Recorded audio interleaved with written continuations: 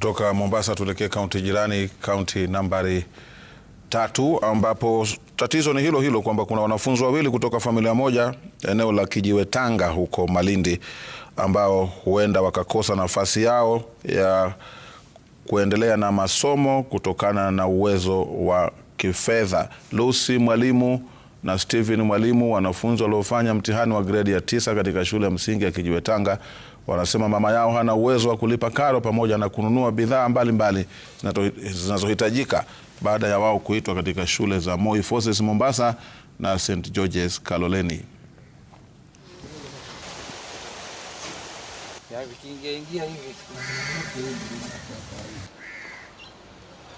Kufungwa kwa babangu kumeniathiri hivi kimasomo, nimerudi chini, alafu nikiangalia familia yangu yapata shida kwa sababu mamangu hali yenye anapitia ya kikazi, aende kufua apate za chakula. Mama yuko peke yake katika kutuhangaikia sisi chakula, fees na kila kitu.